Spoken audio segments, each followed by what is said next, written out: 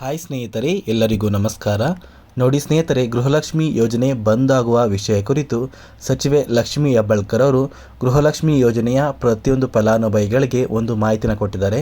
ಹಾಗಾದರೆ ಆ ಒಂದು ಮಾಹಿತಿ ಏನು, ಮತ್ತು ಗೃಹಲಕ್ಷ್ಮಿ ಯೋಜನೆಯ ಹಣ ಯಾವ ಒಂದು ಕಾರಣಕ್ಕೆ ಸರ್ಕಾರ ಬಂದು ಮಾಡ್ತಾ ಇದೆ, ಇನ್ನು ಮುಂದೆ ನಿಮ್ಮ ಬ್ಯಾಂಕ್ ಖಾತೆಗೆ ಹಣ ಬರುತ್ತೋ ಅಥವಾ ಬರೋದಿಲ್ವಾ, ಮತ್ತು ಸಚಿವೆ ಲಕ್ಷ್ಮಿ ಹೆಬ್ಬಾಳ್ಕರ್ ಅವರು ಕೊಟ್ಟಿರುವಂತಹ ಒಂದು ಮಾಹಿತಿ ಏನು ಅಂತ ನಾನು ನಿಮಗೆ ಈ ಒಂದು ವಿಡಿಯೋದಲ್ಲಿ ಮಾಹಿತಿನ ಕೊಡ್ತಾ ಇದ್ದೀನಿ. ಅದಕ್ಕಿಂತ ಮುಂಚೆ ನೋಡಿ ಸ್ನೇಹಿತರೆ, ನೀವೇನಾದ್ರೂ ಇನ್ನೂ ಕೂಡ ನನ್ನ ಚಾನಲ್ನ ಸಬ್ಸ್ಕ್ರೈಬ್ ಆಗಿಲ್ಲ ಅಂದರೆ ದಯವಿಟ್ಟು ವಿಡಿಯೋ ನೋಡ್ತಾ ಇರುವ ಪ್ರತಿಯೊಬ್ಬರು ಕೂಡ ನನ್ನ ಚಾನಲ್ನ ಸಬ್ಸ್ಕ್ರೈಬ್ ಮಾಡ್ಕೊಳ್ಳಿ, ಹಾಗೆ ವಿಡಿಯೋಗೆ ಒಂದು ಲೈಕ್ನ ಕೊಡಿ.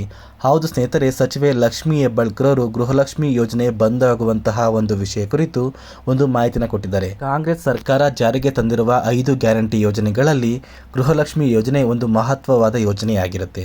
ಸಾಕಷ್ಟು ಫಲಾನುಭವಿಗಳ ಬ್ಯಾಂಕ್ ಖಾತೆಗೆ ಗೃಹಲಕ್ಷ್ಮಿ ಯೋಜನೆಯ ಹಣ ಬರ್ತಾ ಇದೆ.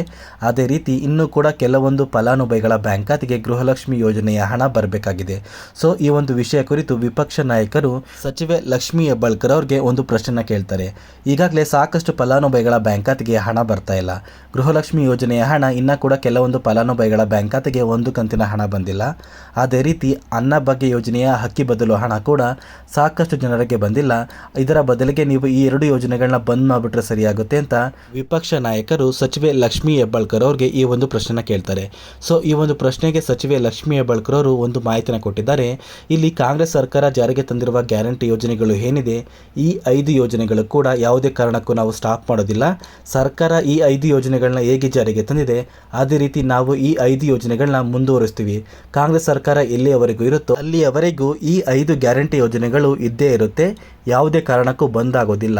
ಅದೇ ರೀತಿ ಇಲ್ಲಿಯವರೆಗೂ ಸಾಕಷ್ಟು ಫಲಾನುಭವಿಗಳ ಬ್ಯಾಂಕ್ ಖಾತೆಗೆ ಗೃಹಲಕ್ಷ್ಮಿ ಯೋಜನೆಯ ಹಣ ತಲುಪಿದೆ. ಸುಮಾರು 1 ಕೋಟಿಗಿಂತ ಅಧಿಕ ಫಲಾನುಭವಿಗಳ ಬ್ಯಾಂಕ್ ಖಾತೆಗೆ ಪ್ರತಿ ತಿಂಗಳು ಆಯಾ ಕಂತಿನ ಹಣನ ನಾವು ಹಾಕ್ತಾ ಇದ್ದೀವಿ. ಕೆಲವೊಂದು ಫಲಾನುಭವಿಗಳ ಬ್ಯಾಂಕ್ ಖಾತೆಗೆ ಹಣನ ಹಾಕೋದಕ್ಕೆ ಆಗ್ತಾ ಇಲ್ಲ. ಆದಷ್ಟು ಬೇಗ ಯಾರಿಗೆಲ್ಲ ಹಣ ಬಂದಿಲ್ಲ ಅಂತಹ ಫಲಾನುಭವಿಗಳ ಬ್ಯಾಂಕ್ ಖಾತೆಗೂ ಕೂಡ ಸರ್ಕಾರದಿಂದ ನಾವು ಹಣನ ಹಾಕ್ತೀವಿ ಅಂತ ಸಚಿವೆ ಲಕ್ಷ್ಮಿ ಹೆಬ್ಬಾಳ್ಕರ್ ಅವರು ಒಂದು ಮಾಹಿತಿನ ಕೊಟ್ಟಿದ್ದಾರೆ. ಅದೇ ರೀತಿ ಯಾವುದೇ ಕಾರಣಕ್ಕೂ ಗೃಹಲಕ್ಷ್ಮಿ ಯೋಜನೆ ಸರ್ಕಾರದಿಂದ ಬಂದಾಗೋದಿಲ್ಲ.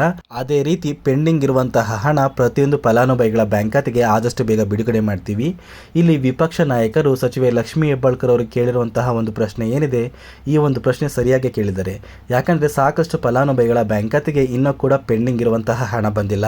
ಈ ಒಂದು ಪ್ರಶ್ನೆ ಕೇಳುವ ಮುಖಾಂತರ ಆದಷ್ಟು ಬೇಗ ಪ್ರತಿಯೊಂದು ಫಲಾನುಭವಿಗಳ ಬ್ಯಾಂಕ್ ಖಾತೆಗೆ ಪೆಂಡಿಂಗ್ ಇರುವಂತಹ ಹಣ ತಲುಪುವಂತಹ ಪ್ರಯತ್ನ ಸರ್ಕಾರ ಮಾಡಲೇಬೇಕಾಗುತ್ತೆ.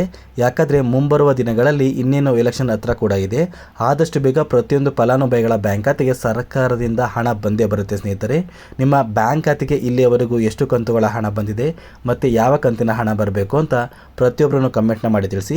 ಅದೇ ರೀತಿ ನೋಡಿ ಸ್ನೇಹಿತರೆ, ಗೃಹಲಕ್ಷ್ಮಿ ಯೋಜನೆ ಯಾವುದೇ ಕಾರಣಕ್ಕೂ ಬಂದಾಗ್ತಾ ಇಲ್ಲ.